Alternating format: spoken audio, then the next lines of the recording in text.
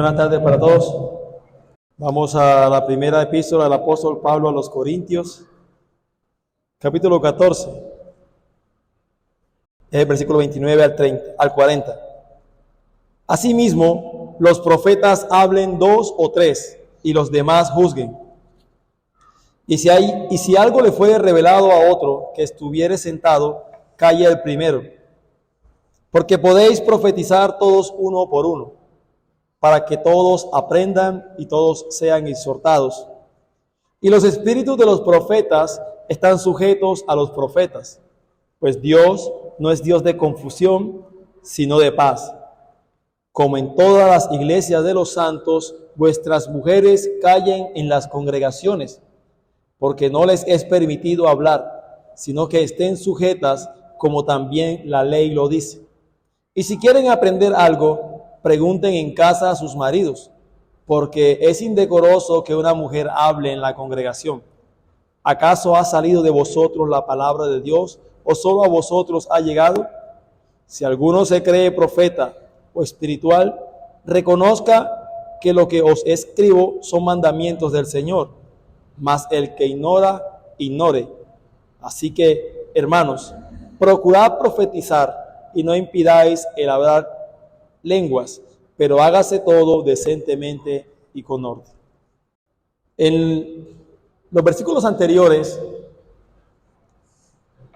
precisamente los versículos del 26 al 28, el apóstol Pablo nos mostraba en cuanto al asunto del don de lengua, y nos presentaba acerca de las normas o de las reglas que se deben tener para el uso de las lenguas. En estos versículos, menos del 29 al 33, nos va a hablar igualmente de normas, pero esta vez para el uso de la profecía. El apóstol Pablo concluye en esta sesión su consideración crítica de los asuntos relacionados con los dones. Sabemos que el apóstol Pablo ha venido hablando ampliamente acerca del asunto de los dones en los capítulos de 12 y hasta el 14 particularmente. Ya está prácticamente en las consideraciones finales relacionadas con los dones espirituales. Y ahora les da a los creyentes corintios unas pocas exhortaciones para resumir lo que le había quedado o lo que le había quedado por decir en las anteriores correcciones con respecto al ejercicio de los dones, particularmente el don de profecía. Tenemos que admitir que, como ha sido evidente, algunas de las cosas en todo este pasaje resultan difíciles de entender, debido a que nosotros no podemos reconstruir completamente la escena en Corintio. No estábamos nosotros en Corintio en ese momento, y sin embargo también hay situaciones en las cuales algunos estudiosos de las Escrituras muestran qué problemática específica estaba tratando el apóstol Pablo en algunos asuntos acá.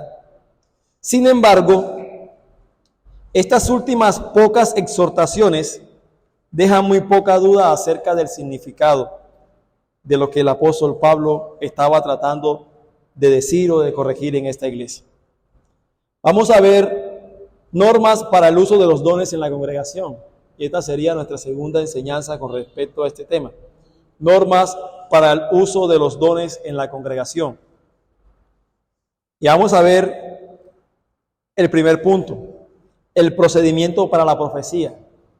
Y vamos a verlo en los versículos del 29 al 33a. El procedimiento para la profecía, versículos del 29 al 33a. Asimismo, los profetas hablen 2 o 3, y los demás juzguen. Y si algo le fue revelado a otro que estuviere sentado, calle el primero. Porque podéis profetizar todos uno por uno, para que todos aprendan y todos sean exhortados. Y los espíritus de los profetas están sujetos a los profetas, pues Dios no es Dios de confusión, sino de paz. A semejanza de los apóstoles, y a diferencia de pastores y maestros, sin embargo, el ministerio único del profeta dejó de existir cuando la iglesia era todavía muy joven. Cuando la iglesia cristiana era todavía muy joven, dejó de existir el don de profecía como tal. Lo sabemos al juzgar por las epístolas pastorales del apóstol Pablo en Primera y Segunda Timoteo y Tito. Ahí los profetas dejaron de funcionar en la iglesia aún antes de que terminara la era apostólica. En estas dichas cartas, en Primera y Segunda Timoteo y Tito, el apóstol Pablo menciona bastante a los dirigentes de la iglesia. Se refiere a ellos como ancianos y obispos, y también algunas a diáconos. Pero no menciona a los profetas. ¿Se ha notado acerca de eso? En estas cartas pastorales, el apóstol Pablo no menciona a los profetas. De alguna manera esto nos da a entender que para ese momento muy probablemente los profetas ya habían dejado de existir, los profetas como tal. Junto con los apóstoles, los profetas fueron parte de la fundación de la iglesia. Y eso lo vemos en Efesios capítulo 2, versículo 20. Vamos rápidamente a Efesios capítulo 2, versículo 20.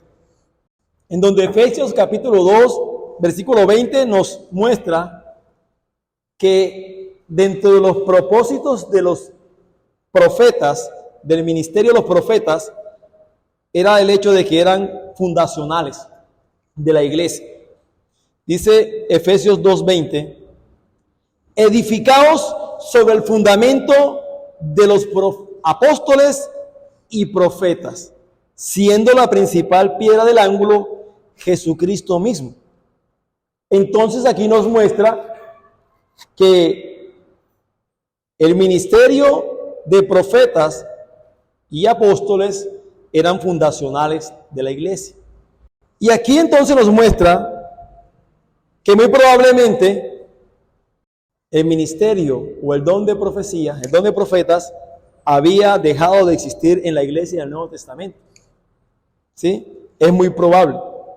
No obstante, cuando el apóstol Pablo escribió esta carta a los Corintios, ya lo hemos dicho de pronto en muchas oportunidades, los profetas eran todavía una parte esencial de la obra de aquella iglesia. Es muy probable que la iglesia de los Corintios aún estaba en formación y que el don de profecía, al menos hasta ese momento que el apóstol Pablo estaba escribiendo su primera epístola a los Corintios, era todavía de alguna manera el don de profecías una parte muy esencial, siendo el don de profecía como aquel don que era parte fundacional de la iglesia, y estaban siendo fundada la iglesia de los Corintios. Los profetas entonces eran todavía una parte esencial de la obra, muy probablemente de aquella obra de la iglesia de los Corintios.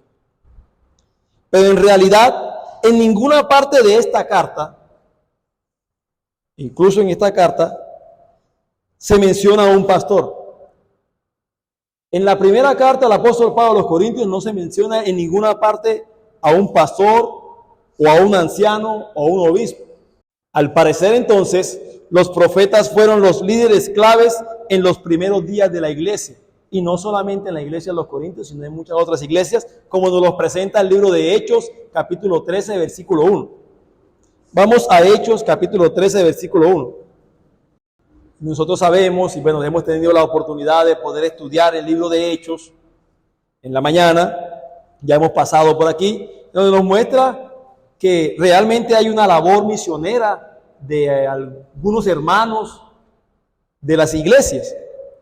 Y dice en el capítulo 13, versículo 1, había entonces en la iglesia que estaba en Antioquía, ¿qué había? Según el texto, profetas y maestros. Bernabé, Simón el que se llamaba Niger, Lucio de Cirene, Manaén el que se había criado junto con Herodes, el tetrarca, y Saulo. Entonces, eran profetas y apóstoles en ese momento. Y debido a que este era obviamente el caso de Corintio, que aún no era una iglesia que estaba realmente establecida aún, y había necesidad en algún sentido de que hubieran dones revelatorios aún, el apóstol Pablo entonces sintió la necesidad de dar algunos principios para que los siguieran los profetas que en ese momento estaban sirviendo en la iglesia. El apóstol Pablo ve entonces la necesidad y da algunos principios para que estos profetas siguieran los principios o las normas divinas para poder hacer el trabajo de profecía. Y en los versículos del 29 al 33a, el apóstol da 4 normas para profetizar. Así también como las dio, las normas o reglas que dio para el don o el uso o el ejercicio del don de las lenguas, bueno, para el uso o el ejercicio de la profecía, dio 4 normas también. Primero, que hablen solo 2 o 3 profetas. Segundo, que los otros profetas juzgarían lo que se había dicho. Tercero, si alguien tenía una revelación, el primero que iba a hablar debía cederle la vez. Y cuarto, los profetas deben hablar por turno. Dio esas 4 normas. Entonces vamos a ver cada una de ellas aquí de manera rápida. Estas normas que nos presenta el apóstol Pablo para profetizar en estos versículos. Primera norma: los profetas hablen solo 2 o 3 en los cultos que se celebren. Los profetas debían hablar solo 2 o 3 máximo en los cultos que se celebraban. Hermanos, esos profetas del Nuevo Testamento hablaban por el Señor, pero lo hacían en 2 formas. Estos profetas hablaban de parte del Señor, pero lo hacían en 2 formas.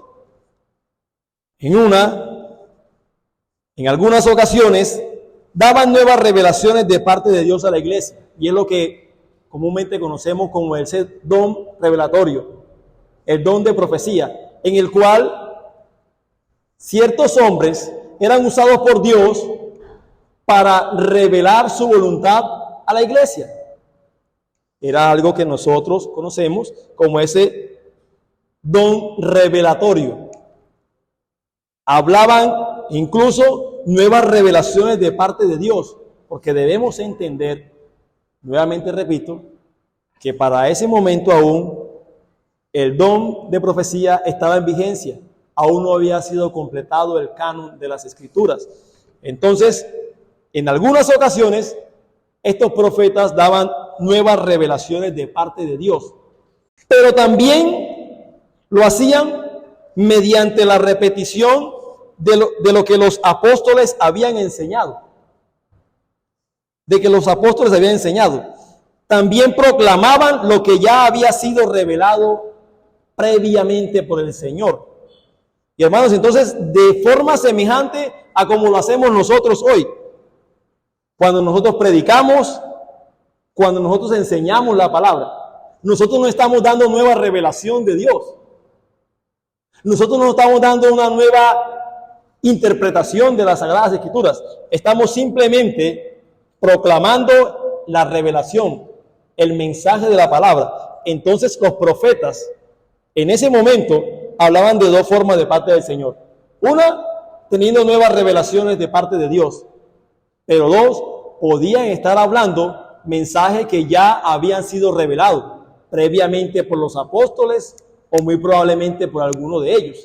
Y es lo que se conoce en nuestros días con respecto al tema de la profecía o los profetas, que es, en un sentido, proclamar el mensaje de la palabra de Dios, exponer la palabra de Dios. Y eso no tiene nada que ver con una nueva revelación. Eso simple y sencillamente es exponer lo que ya Dios nos ha dicho en su palabra. Y eso es lo que hacemos nosotros aquí, de alguna manera, en algún sentido, exponer, proclamar. Debemos entender también que en ese sentido, el profeta es alguien que anuncia, que proclama el mensaje y la palabra de Dios. Segunda norma.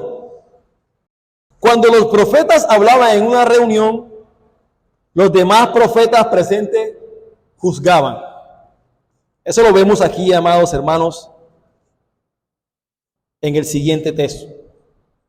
En el 29, versículo 29. Asimismo los profetas hablen 2 o 3. Y dice, y los demás juzguen. Y esa expresión ahí, los demás juzguen, era de que en la iglesia de los Corintios habían varios que ejercían el don de profecía. Lo vamos a ver más desarrollado adelante.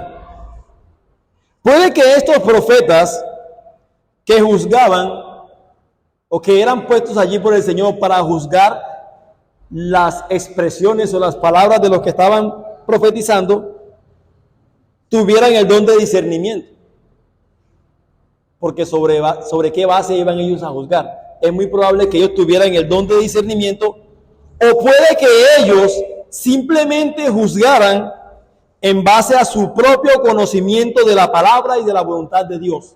Es decir, que cuando una persona decía hablar una profecía de parte de Dios, los demás profetas que tenían el don de discernimiento, además de eso también debían tener conocimiento de la palabra y la voluntad de Dios para saber si lo que estaba hablando esa persona era realmente de parte de Dios o era más bien de parte de su carnalidad.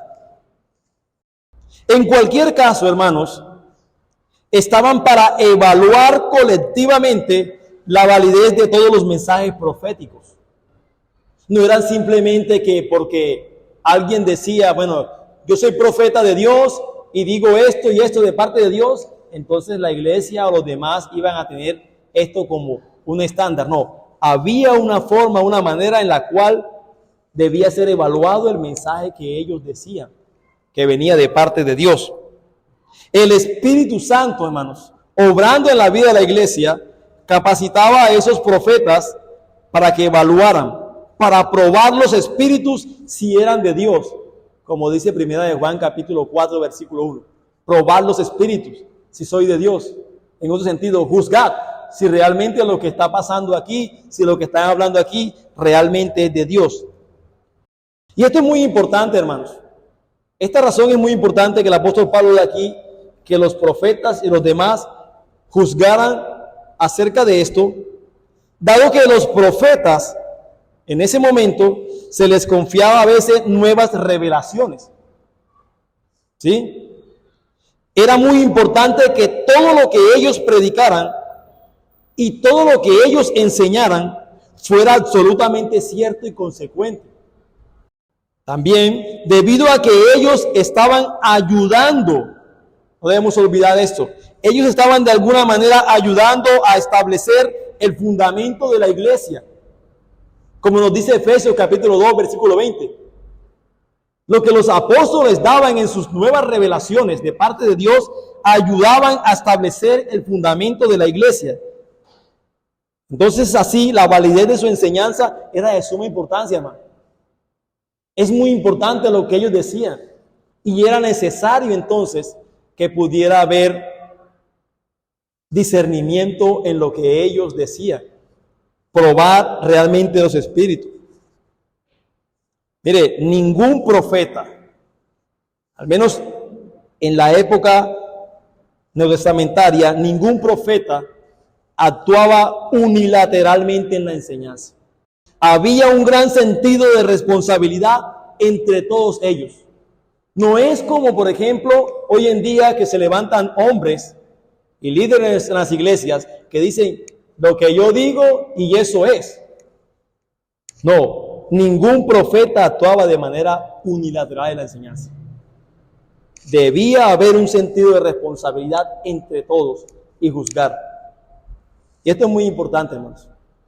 Y que realmente deberíamos nosotros también mirar y aplicar en nuestras vidas. Debemos tener el discernimiento y la capacidad de poder ver si lo que se está enseñando realmente es en conformidad a las Sagradas Escrituras. Mire, por ejemplo, vamos por ejemplo al libro de Hechos, capítulo 17, versículo 11. Hechos, capítulo 17, versículo 11. Hablando de los de Berea. Y uno pudiera decir, bueno, pero hermanos de Berea, era Pablo el que estaban hablando. ¿No? Sí era Pablo. Dice en el versículo 11, y todos estos eran más nobles que los que estaban en Tesalónica, pues recibieron la palabra con toda solicitud. Pero esa solicitud, ¿a qué los llevó, hermano? Escudriñando cada día las Escrituras para ver si estas cosas eran así. Pudiera pensar, no, pero es que vino el apóstol Pablo hablando y trayendo el mensaje de la palabra de Dios. No importa, ¿para qué vamos a mirar acerca de eso? No. Realmente, amados hermanos, estaba la solicitud de recibir la palabra del Señor y el deber de escudriñar cada día para ver si estas cosas, al menos las cosas que estaba hablando y trayendo el apóstol Pablo, eran así. Y hermanos, aquí Lucas, quien fue el que escribió el libro de los Hechos, llama de manera implícita a los cristianos a estudiar la palabra de Dios con una mente deseosa por la verdad. De manera implícita, el escritor Lucas está llamando a la audiencia, a los cristianos, a estudiar la Biblia con una mente deseosa por la verdad. Hermanos, cuando se expone la palabra del Señor, cuando alguien nos viene a hablar acerca de Dios y de su palabra, debe haber en nosotros los cristianos, en nosotros los creyentes, el deseo vivo por conocer la verdad de Dios. Si realmente eso que están enseñándonos o hablándonos es realmente en conformidad a la palabra de Dios. Miren, esto es muy importante porque en muchas congregaciones se paran muchos hombres, se levantan muchos líderes a hablar ciertas cosas y los miembros de la iglesia, las personas que van a la iglesia, realmente no tienen el deseo de profundizar y escudriñar la palabra de Dios para ver si eso que se dice es así o no es así. ¿Por qué hacemos lo que hacemos? ¿Por qué dejamos de hacer ciertas cosas? Porque simplemente lo miran de una manera superficial. Y no hay un deseo de verdaderamente hacer o desear verdaderamente la verdad. Entonces en nosotros debe haber, hermanos, el deseo por conocer la verdad de la palabra de Dios. Esto es así, si verdaderamente esto se vive así, si verdaderamente esto se aplica así de esta manera, entonces es escudriñar la palabra del Señor. Tercera norma: si algo le fue revelado a otro que estuviere sentado, calle el primero. Una revelación nueva tenía precedente sobre la repetición de algo que ya se había enseñado. O sea, si había algo que ya se había enseñado y el Señor levantaba a un profeta que iba a hablar algo nuevo de parte de Dios para la iglesia, tenía precedente sobre lo que se había hablado ya.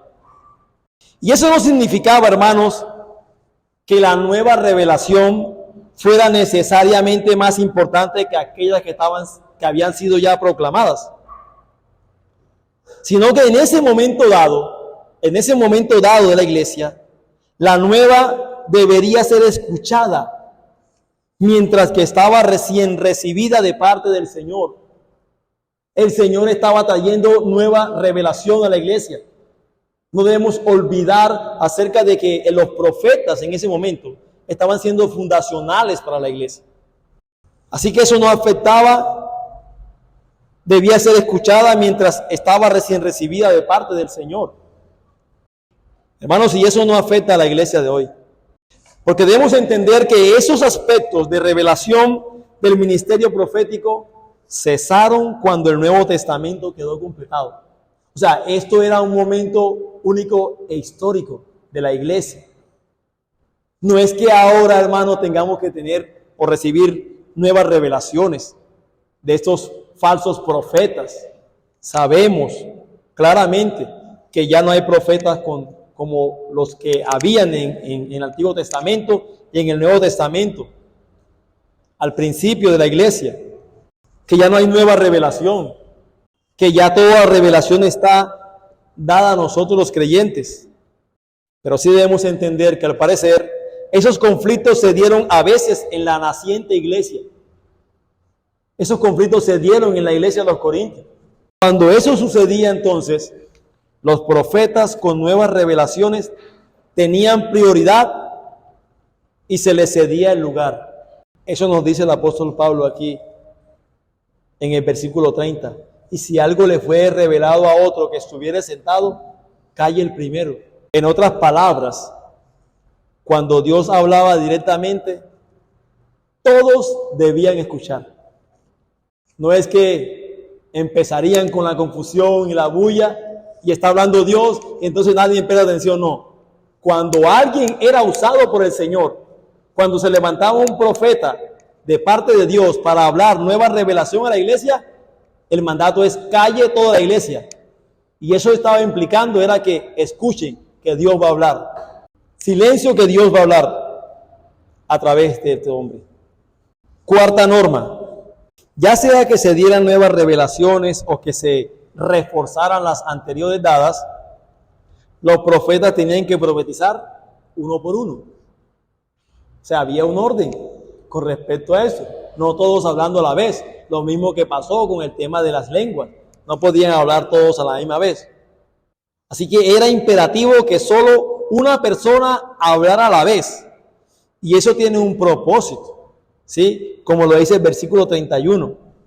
Porque podéis profetizar todos, ¿cómo? Uno por uno. ¿Pero para qué? Para que todos aprendan y todos sean exhortados. Nuevamente aplica el tema de la edificación. Nuevamente aplica el tema de que sean edificados, que sean enseñados, para que todos aprendan y todos sean exhortados. Es decir, que incluso ahí los profetas también tenían que aprender a escuchar, a esperar, para poder aprender de aquellos que estaban hablando en ese momento, enseñando. ¿Cuándo tendremos que aprender? ¿Cuánto tenemos nosotros que aprender también acerca de eso? Mire, los más sabios pueden aprender algo por los discursos de otros menos instruidos que ellos mismos. Cualquiera podía levantarse y decir, no es que yo soy un profeta, y comienza a hablar, y el otro también comienza a hablar, y comienzan a hablar todos, y a la final nadie aprende, nadie es exhortado, nadie es edificado. Pero el apóstol Pablo pone un orden en la iglesia y dice, uno por uno. Eso implica que usted debe escuchar o aprender a escuchar a los otros, porque los otros tienen mucho que enseñarnos. Usted tiene que aprender mucho de los otros y usted puede ser consolado por los demás. Mira, incluso podemos ver el ejemplo de un hombre en las Escrituras, un hombre que el Señor lo había dotado en gran manera y que aprendió de alguien que comúnmente, pudiéramos decir, era menos que él. Apolos. Por ejemplo, el caso de Apolos. Apolos era un maestro erudito. Dice las Escrituras que era poderoso en las palabras, ferviente, poderoso. Cuando el Espíritu Santo de Dios habla acerca de esto, de hombres como estos, es porque verdaderamente así lo era. Era un hombre poderoso en la palabra, ferviente. Pero imagínense, pudo ser enseñado por unos fabricantes de tiendas. Priscila y Aquila tuvieron mucho que enseñarle a este hombre. Y eso nos muestra de alguna manera que debemos tener la actitud de ser enseñados por otros. Que muy probablemente nosotros pudiéramos conocer, aprender y saber muchas cosas. Pero muy probablemente otros tienen mucho que enseñarnos a nosotros, hermano. Y en el versículo 32 el apóstol Pablo refuerza el principio de que los profetas juzguen los mensajes de otros. Dice en el versículo 32, los espíritus de los profetas están sujetos a los profetas. Hermanos, no solo los profetas están para juzgar la autenticidad de lo que los otros profetas dicen, sino que cada profeta debe tener control de su propio espíritu. Eso es lo que nos muestra allí. Cada profeta debe tener control de su propio espíritu. A los que Dios reveló su palabra, no siempre entendieron completamente el mensaje que recibieron. El apóstol Pablo dice, el apóstol Pedro dice, hay cosas difíciles de entender aquí. Muchas veces no entendieron completamente el mensaje que recibieron, pero siempre estuvieron conscientes de lo que era el mensaje y de que Dios se los estaba dando. Eran conscientes que verdaderamente Dios estaba hablando a través de ellos. Hermanos, y esto nos muestra que Dios no se olvida de la mente de los hombres para revelar o para enseñar su palabra. Dios obra a través de los hombres y lo hace de manera que ellos sean conscientes de que realmente Dios está obrando a través de ellos. Los espíritus de los profetas están sujetos a los profetas. Las actividades espirituales de los profetas hasta ese momento estaban bajo el pleno control de los profetas. Eso es lo que muestra. Ningún verdadero profeta puede exigir que se le oiga con el pretexto de que está bajo un poder sobre él, el cual él no tiene control. ¿Acaso no es lo que escuchamos nosotros y vemos por la televisión de algunas congregaciones? Ciertos hombres que afirman ser profetas y que hablan en nombre de Dios y que andan en un frenesí y un éxtasis en el cual no se pueden controlar porque el Espíritu de Dios está obrando en ellos, que no saben lo que dicen ni lo que hacen, porque deben darle libertad al Espíritu de Dios que está en ellos. Hermanos, esto no es bíblico. Ningún hombre puede exigir que se le oiga con ese pretexto de que está bajo el control o el poder del Espíritu. En otras palabras, el que ejerce el don del Espíritu no es una máquina.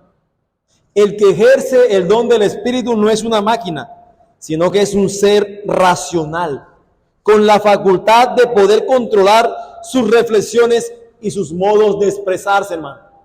Dice la palabra y repito, los espíritus de los profetas están sujetos a los profetas, están bajo el control de los profetas.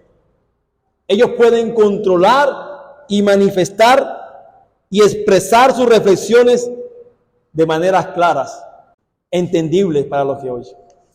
Pero dice el versículo 33 en su parte A, pues Dios no es Dios de confusión, sino de paz.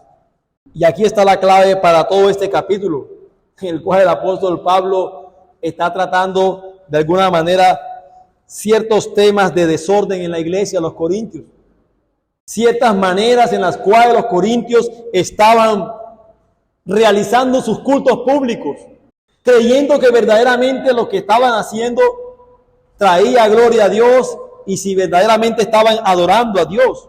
Y aquí está la clave, hermanos. Dios no es Dios de confusión. Dios no es el autor de la confusión, sino que Dios es Dios de paz. Hermanos, nuestra adoración a Dios debe reflejar el carácter y la naturaleza de Dios. Cuando nosotros nos reunimos a adorar a Dios, debe reflejar el carácter y la naturaleza de Dios. Y la Biblia nos dice que Dios es un Dios santo, que Dios es un Dios de orden. Hermanos, cuando nosotros celebramos nuestros cultos de adoración a Dios, nuestros cultos deben reflejar el carácter y la esencia de Dios. Es decir, que cuando alguien entre a ese lugar o cuando alguien nos ve a nosotros, pueda haber la reverencia, la armonía y el amor en nuestra adoración a Dios, porque esto está reflejando al Dios que nosotros adoramos.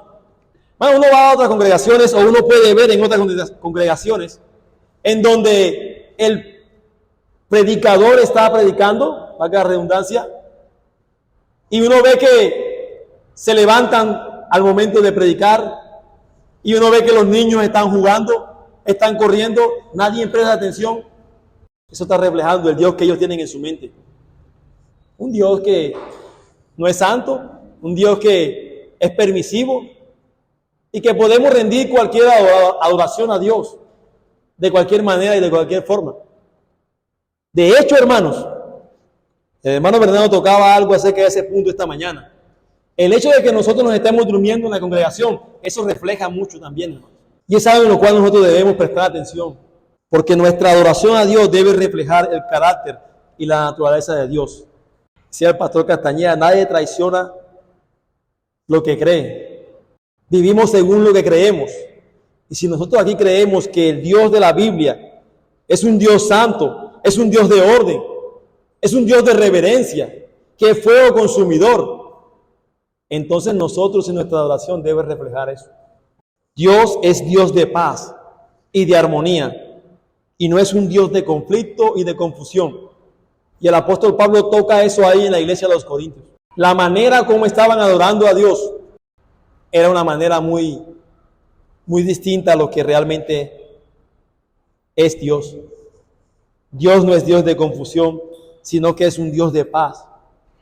Por consiguiente, hermanos, un ejercicio de los dones que se lleva a cabo de forma desordenada, sin control por parte de los que los ejercitan, al perturbar la dignidad del culto de adoración a Dios y causar confusión a propios y a extraños. Hermanos, esto no puede ser manifestación del Espíritu de Dios. Un culto de adoración en donde realmente no hay orden, no hay armonía, no hay reverencia. Bueno, esto perturba la dignidad del culto que debemos dar nosotros a Dios. Donde hay culto, donde hay confusión, incluso para los propios y los extraños, esto no puede ser realmente la manifestación del Espíritu de Dios, sino que más bien es la manifestación de la ostentación de la carnalidad del espíritu humano. Ahí lo que prima y lo que reina no es la obra verdaderamente del Espíritu, sino más bien la obra de la carne, del espíritu humano, que viven según sus propias pasiones, sus propios deseos, y no conforme a la voluntad de Dios. Como decía un escritor, hablando acerca de este punto, si no es que está allí más bien obrando el diablo, cuando en este tipo de congregaciones o en este tipo de cultos de adoración que rinden a Dios, más bien está obrando el diablo ahí en ellos, el cual aprovecha las cosas más santas para hacer todo el daño que puede. Así que, hermanos, de alguna manera, dentro de la responsabilidad de los guías y de los líderes de la congregación, debe estar el velar para que no se produzcan dichos desórdenes y también para detenerlos si llegan a producirse. De mucho liderazgo, hombres que realmente pudieran pararse y mirar, esa no es la manera en la cual nosotros debemos adorar a Dios. Que Dios nos ayude, hermanos. Que Dios nos conceda verdaderamente adorar a Dios en su día santo, reunidos aquí, de manera que verdaderamente podamos honrar y glorificar su nombre. Y eso incluye igualmente nuestro corazón, la actitud de nuestro corazón, porque de la abundancia del corazón habla la boca. Lo que hay en su corazón, así usted actúa, hermano.